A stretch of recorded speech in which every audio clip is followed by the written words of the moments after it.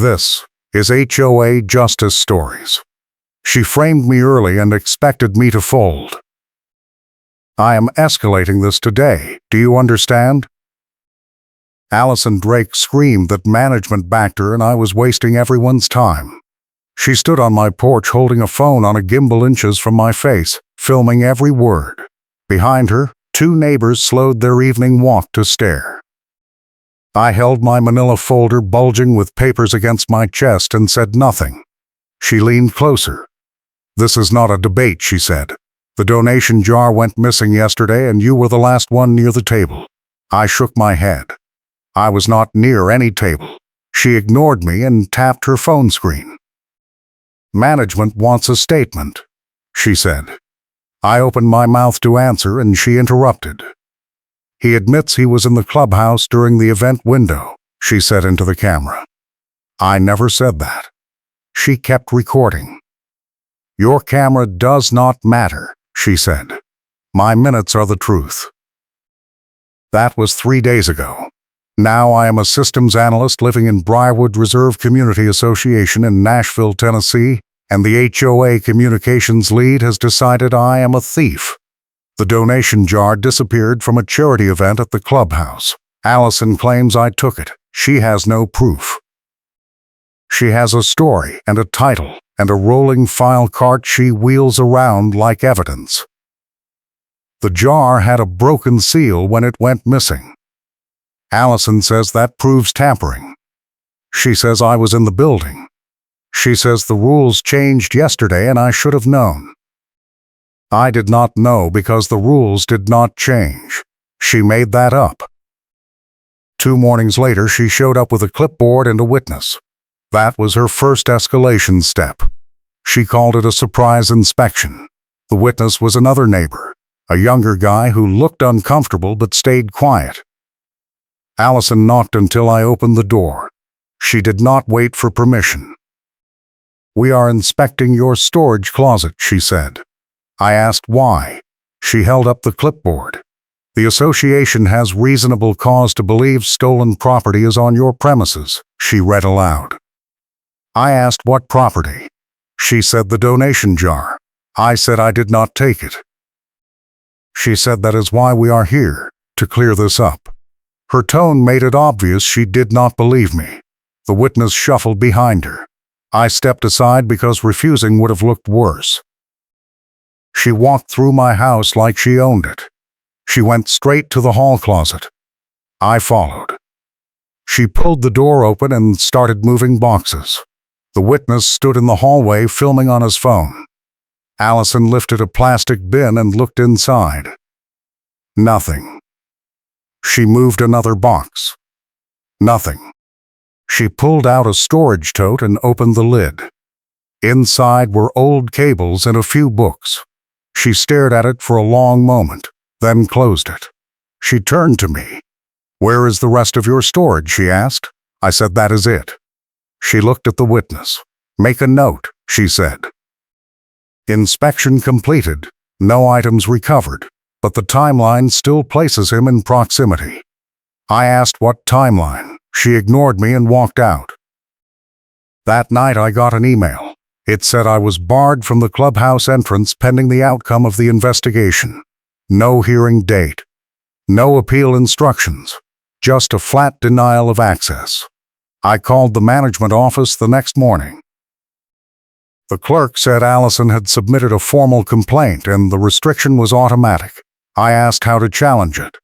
The clerk said I could submit a written response within 5 business days. I asked if that would lift the restriction. She said no. The restriction stays until the board reviews the complaint. I asked when that would be. She said the next board meeting was in 6 weeks. I hung up and stared at my phone. 6 weeks without clubhouse access meant no package delivery room. All my deliveries went to the clubhouse because my porch was not secure. Allison knew that. This was not about the donation jar. This was about control.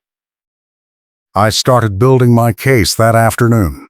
I went back through my calendar and confirmed I was not at the clubhouse during the charity event.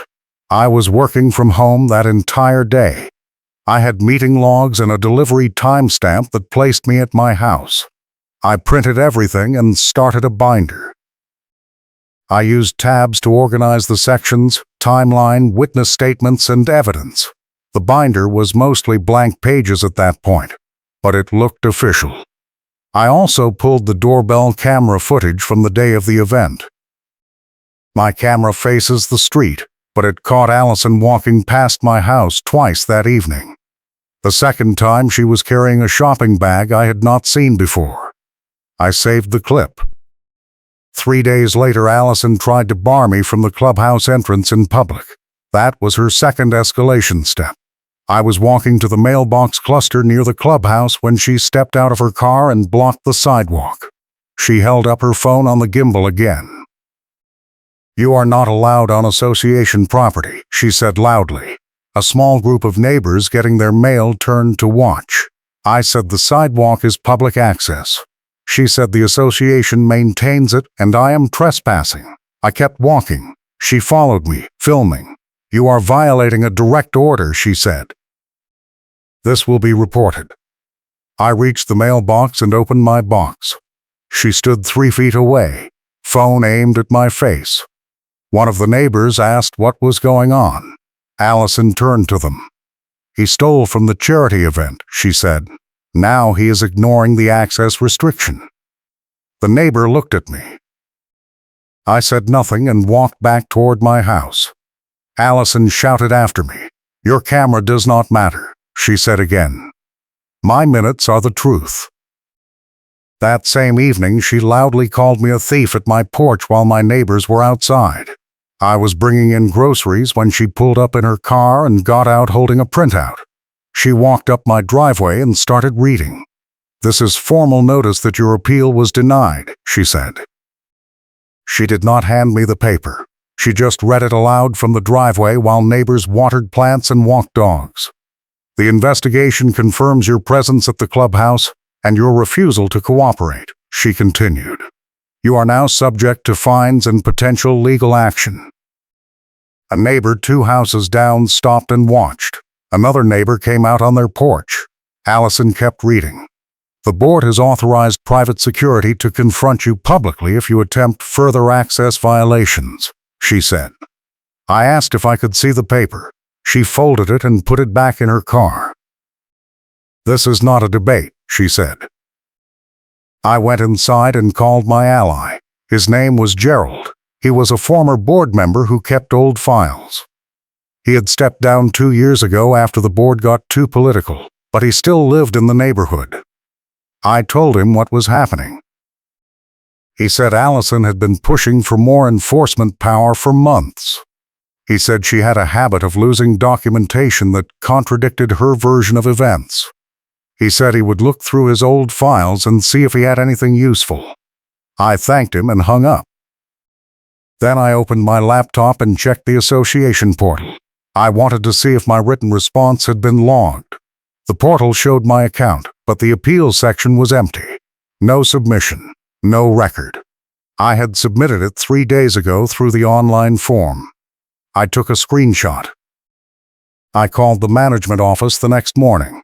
The clerk said she had no record of my appeal. I told her I submitted it through the portal. She said the portal log showed no activity from my account. I sent her the screenshot. She put me on hold. When she came back, her tone had changed. "This is unusual," she said. "It looks like your appeal was opened and then deleted minutes later from an admin account." I asked who had admin access.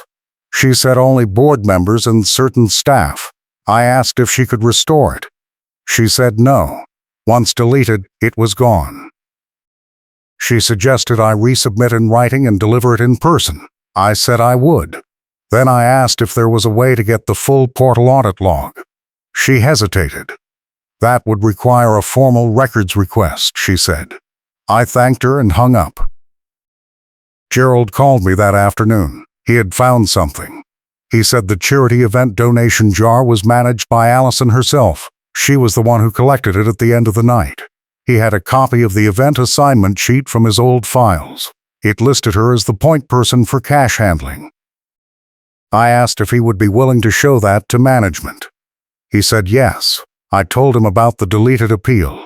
He was not surprised. He said Allison had done similar things before, but no one had ever pushed back hard enough to prove it. He said if I wanted to win, I needed to go public and make it impossible for her to control the narrative. I said I was working on it. The next morning, Allison tried a new tactic. She called a vendor on speaker and tried to control the conversation. I was checking my mail when she pulled up in her car and got out holding her phone. She walked over to the mailbox cluster where I was standing and held the phone up. "I have the tow company on the line," she said loudly. She had it on speaker. A man's voice came through. "This is dispatch," he said. Allison pointed at my car parked in a guest spot. "That vehicle," she said into the phone. "It has been in a guest spot for 3 days. I need it towed immediately." The dispatcher asked for the address. Allison rattled it off. I interrupted. "That is my car and I have guest parking approval," I said. Allison talked over me. "He does not," she said. "This is an enforcement issue." The dispatcher asked if she had documentation. Allison said she was the communications lead, and her authority was sufficient. The dispatcher said he needed something in writing. Allison got louder. "I am calling on behalf of the association," she said. "This is official business." The dispatcher said he still needed a work order from management. Allison hung up and glared at me. "This is not over," she said. That afternoon, I went to the management office. The walk-in cutoff was in 30 minutes. I brought my binder and the doorbell camera clip on my phone. The office was small, just a front desk and a back room. The same clerk was there. I told her I needed to file a formal complaint against Allison. She handed me a form. I filled it out while standing at the counter. I attached printouts of the portal screenshot, the timeline, and Gerald's event assignment sheet. I also wrote down the doorbell camera timestamp and said I had video evidence. The clerk took everything and said she would forward it to management. I asked when I would hear back. She said within 2 weeks. I said that was not fast enough. She looked uncomfortable. "There is a process," she said. I said the process was being ignored. I asked to speak to a manager. She said no one was available. I asked when someone would be available. She said she could schedule a call. I said I would wait. She looked at the clock. "We close in 20 minutes," she said. I sat down in the lobby chair. A manager came out 10 minutes later. She was an older woman with a tired expression. She asked what I needed. I explained the situation in 3 sentences. Allison accused me of theft with no evidence, deleted my appeal from the portal, and was now harassing me in public. The manager asked if I had proof. I handed her my phone with the doorbell camera clip queued up. She watched it. The clip showed Allison walking past my house on the evening of the charity event. The timestamp was clear. In the second pass, she was carrying a shopping bag that had not been there before. The manager replayed it twice. She handed the phone back. "This is concerning," she said. I showed her the binder. I walked her through the timeline, the deleted appeal, and Gerald's assignment sheet. She took notes. She said she would open an internal review. I asked what that meant for the clubhouse restriction. She said it would stay in place until the review concluded. I asked how long that would take. She said at least a week. I said Allison was escalating daily. The manager said she understood, but there were procedures. I asked what happened if Allison kept harassing me. The manager said I could file a police report. I said I wanted the association to handle it. She said she would do what she could. I left the office and went home. The neighborhood chat was blowing up. Someone had posted asking about the charity jar investigation. Allison had replied with a long message claiming I was uncooperative and hiding evidence. She said the board was taking it very seriously. She said anyone who saw me near the clubhouse should report it immediately. 3 neighbors liked her post. 2 others replied asking for more details. I did not respond. Gerald sent me a private message. "Do not engage," he said. "Let them talk." I took his advice.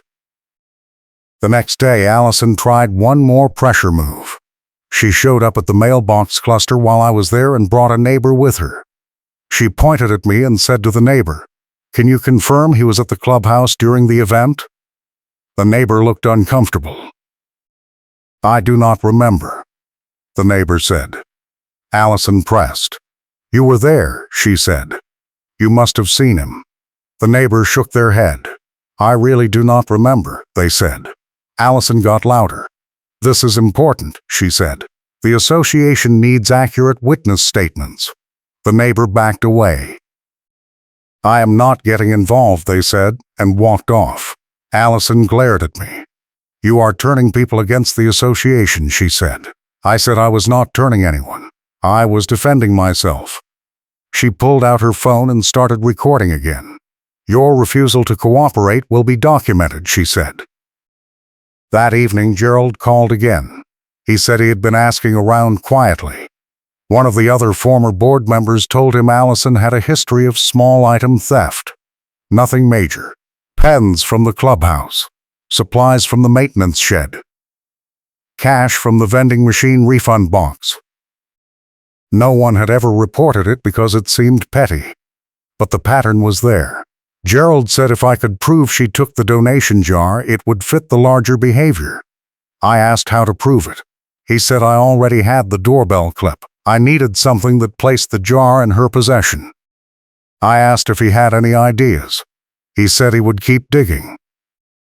If you are enjoying this story, hit the like button and subscribe for more wild HOA drama and revenge stories. 2 days later, I got a break. A neighbor 2 doors down knocked on my door. She said she had been thinking about the donation jar situation. She said she saw Allison leaving the clubhouse that night with a bag. She did not think anything of it at the time, but after hearing about the investigation, it seemed strange. I asked if she would be willing to make a statement. She hesitated. "Allison is intense," she said. "I do not want trouble." I said I understood, but the statement could clear my name. She thought about it. "Okay," she said. "But I want it in writing that I am just reporting what I saw." I said I would make sure of that. She gave me her contact information. I thanked her and added her to my binder. The next morning, the manager from the office called. She said the internal review had found enough concerns to warrant a deeper investigation. She said they were reviewing the portal audit log and had confirmed my appeal was deleted by an admin account linked to Allison. She said they were also looking into the charity event cash handling procedures. She said the clubhouse restriction would be lifted immediately pending the outcome. I asked about Allison. The manager said she had been told to cease all direct contact with me. If she violated that, I should report it immediately. I thanked her and hung up. I felt a small bit of relief, but I knew it was not over. That afternoon, Allison showed up at my porch anyway. She ignored the no-contact order. She had her rolling file cart with her. She knocked hard. I opened the door but did not step outside. I recorded on my phone. She held up a key ring and started counting keys out loud. 1, 2, 3, she said. She pointed at me. "You have clubhouse keys you never returned," she said. "That is theft of association property." I said I returned all my keys when I moved in. She kept counting. 4, 5, she said. She held the ring up to the camera. "These are unaccounted for," she said. "You will be fined." I asked to see the key log. She said it was confidential. I said I wanted proof I had unreturned keys. She said her count was proof. I asked which keys were supposedly mine. She said she did not have to answer that. "This is not a debate," she said. She turned and walked back to her car, taking the key ring with her. I called the manager and reported the contact. She sounded frustrated. "I will address this," she said. I told her about the key accusation. She said there was no record of missing keys tied to my account. She said Allison was making things up. I asked what the consequences would be. The manager said she was escalating it to the board president. She said Allison's behavior was becoming a liability. I asked if that meant anything would actually change. She said she could not promise anything, but the board was taking it seriously. I thanked her and hung up. The next day, Gerald called with the final piece. He said he had been talking to the clubhouse cleaning crew. One of them remembered seeing Allison in the back storage room the night of the charity event. She was alone. She was holding a jar. The cleaner did not think anything of it because Allison was always in and out of the clubhouse. But when Gerald described the donation jar, the cleaner confirmed it matched. Gerald said the cleaner was willing to give a statement, but only if it was anonymous. I said that was fine. Gerald said he would get it in writing. I spent that evening updating my binder. I added the neighbor's statement, the cleaner's account, the key ring incident, and the no-contact violation. I printed the doorbell camera clip as still frames with timestamps. I printed the portal audit log screenshot. I organized everything with tabs. The binder was thick now. It looked official. I put it in my car. The next morning, I drove to the management office. The manager saw me and waved me into the back room. She said the board president wanted to meet. He was coming in that afternoon. She said I should bring everything I had. I said I would. I went home and waited. At 2 o'clock, I drove back. The board president was there. He was a middle-aged man with a calm demeanor. He shook my hand and asked me to walk him through it. I opened the binder. I started with the timeline. I showed him the doorbell camera stills. I showed him Gerald's event assignment sheet. I showed him the neighbor's statement and the cleaner's account.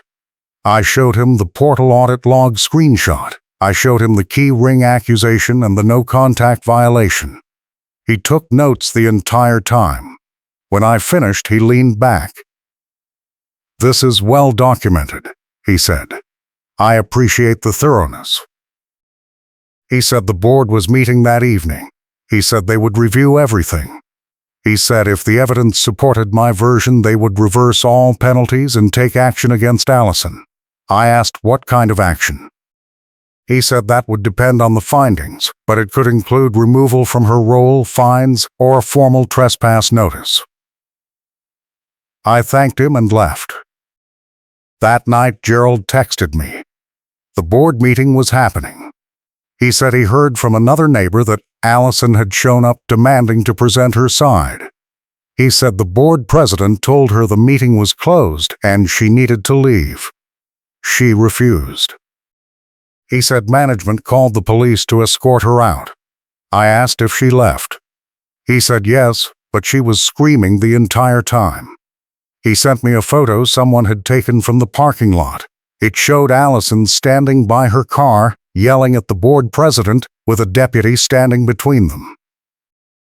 The next morning, the manager called. She said the board had reviewed everything. She said they found Allison's conduct violated multiple association policies. She said they were removing her from the communications lead role effective immediately. She said they were also issuing a formal no trespass order, barring her from the management office lobby after her meltdown. She said all penalties against me were reversed and my record was cleared. She said the donation jar investigation was closed. She said they could not prove where the jar went, but the evidence strongly suggested Allison had mishandled it. I asked if they were pursuing it further. She said no. The jar had less than $200. It was not worth a legal battle. I said I understood. She apologized for everything I had been through. I thanked her and hung up. 2 days later, Allison tried one last move. She called the tow company again and gave them my car information. This time she claimed I had an expired guest pass. The tow truck showed up at 6 in the morning. I woke up to the sound of the driver hooking up my car. I ran outside. The driver said he had a work order. I asked to see it. He showed me a printed form with Allison's name on it. I told him she no longer had authority. He said he did not care about internal politics. He had a signed order. I called the management office and got the after-hours line. I left a message. Then I called Gerald. He said he would be right over. Gerald arrived 10 minutes later. He walked up to the driver and asked to see the work order again. The driver handed it over.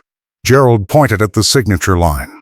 This person was removed from her role, he said. She does not have authority to authorize TOWs. The driver looked confused. I was told this was official, he said. Gerald pulled out his phone and called the management office.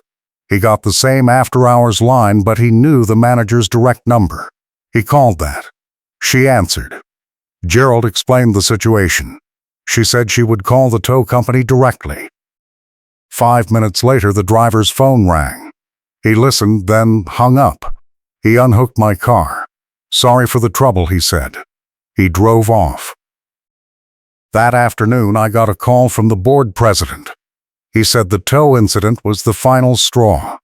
He said the board was issuing a second no trespass notice, barring Allison from all association property, including the clubhouse, the mailbox cluster, and the management office. He said if she violated it, they would call the police. He said the board was also taking over all enforcement decisions and removing individual discretion from committee leads. He said the new policy would prevent anyone from weaponizing their role the way Allison had. I thanked him. He said he was sorry it took so long. I said I appreciated the follow-through. A week later, I ran into Allison at the grocery store. She saw me and turned around immediately. She left her cart in the aisle and walked out. I did not follow. I finished my shopping and went home. Gerald texted me that evening. He said Allison was trying to organize a recall petition against the board president. He said no one was signing it. He said most of the neighborhood had heard what happened and wanted nothing to do with her. I said that was good to hear. He said the new enforcement policy was already making a difference. People felt safer reporting problems without fear of retaliation. 2 weeks later, I got a check in the mail from the association. It was a refund for the fines Allison had tried to impose. The letter said the board had reviewed my account and found no valid charges. It apologized for the inconvenience. I deposited the check and filed the letter in my binder. I kept the binder in my car for another month, just in case. Nothing else happened. Allison stopped coming to neighborhood events. She stopped posting in the chat. Gerald said she was trying to sell her house. I said I hoped the next neighborhood treated her better than she treated us. The whole mess taught me something. The HOA is only as good as the people running it. When someone decides to weaponize the rules, it does not matter how many policies are in place. You have to fight back with documentation and witnesses. You have to stay calm and let them self-destruct. Allison tried to bury me with her authority and her theatrics, but every move she made gave me another piece of evidence. The key ring, the phone on the gimbal, the rolling file cart, the deleted appeal, the no-contact violations. She could not help herself. She kept escalating because she believed her title made her untouchable. She was wrong. The funniest part was watching her try to confiscate my evidence binder during one of her porch confrontations. She demanded I hand it over. She said it contained association property. I said no. She reached for it. I took a photo of her reaching. She pulled back immediately. That photo ended up in my complaint file. Gerald said the board president laughed when he saw it. He said it was the most perfect example of Allison's overreach he had ever seen. The neighborhood is quieter now. The new enforcement policy means no one person can unilaterally impose penalties or restrictions. Everything goes through a review process with multiple people involved. It is slower, but it is fair.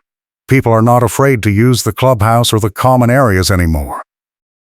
The donation jar incident is still talked about occasionally, but most people have moved on. I still see the neighbor who gave me the statement. She waves when she sees me. Gerald and I get coffee sometimes. He jokes that I should run for the board. I always say no.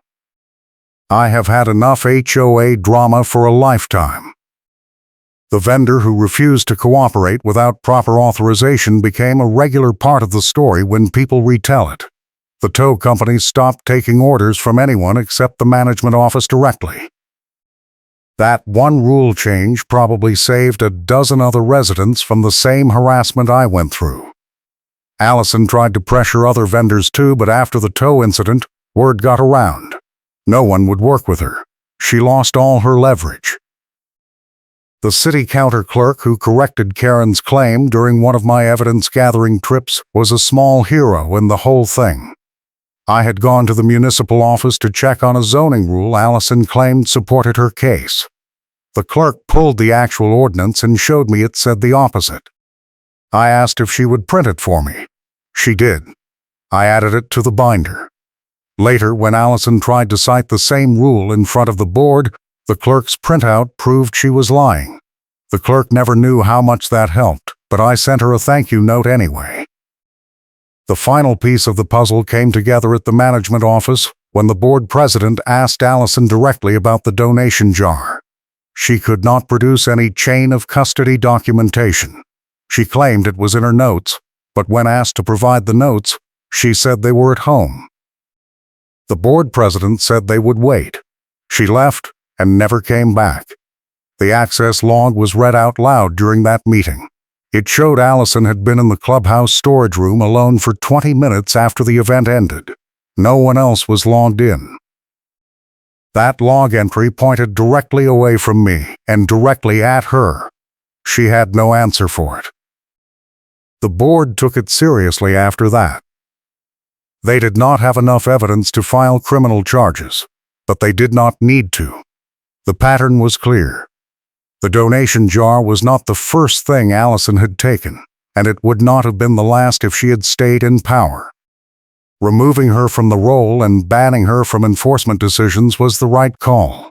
She could still live in the neighborhood, but she could not touch the rules anymore. That was enough. Gerald kept me updated for a few months after everything settled. He said Allison had stopped attending any association functions. She did not respond to emails. She did not participate in votes. She became invisible. He said her house went on the market 3 months later. It sold in 2 weeks. She moved out quietly. No one threw a goodbye party. No one asked where she was going. She was just gone.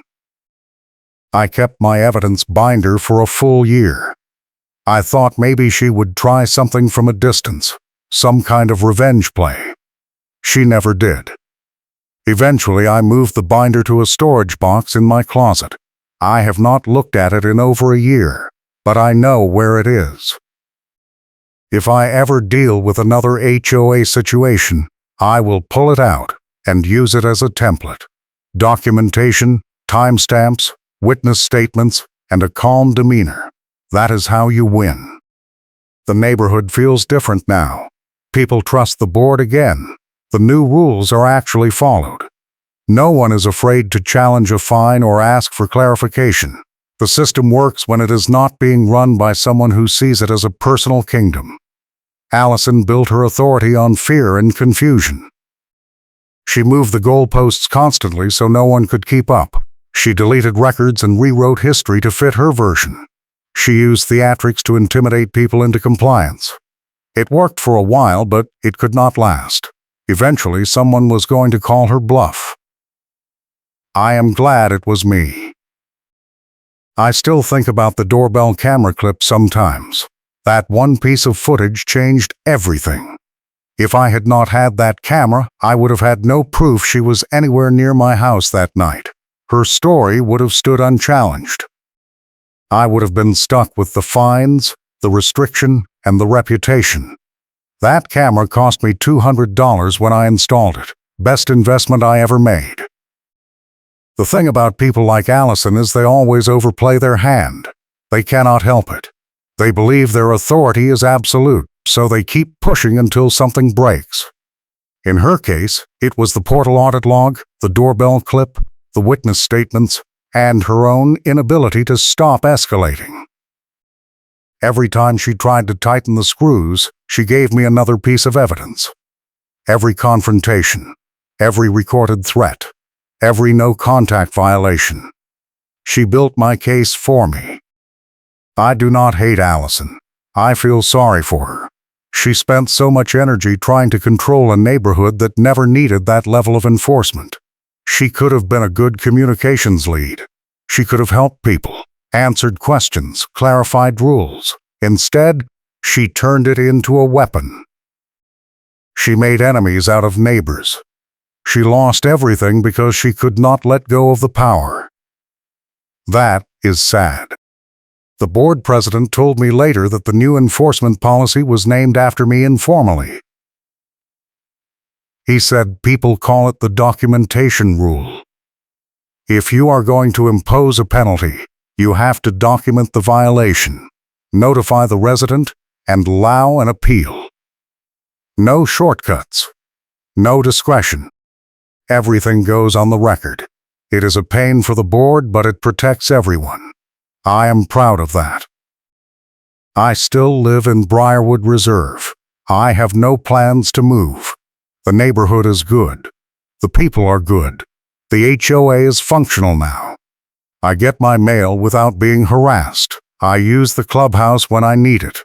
My deliveries arrive safely. Life is normal. That is all I ever wanted.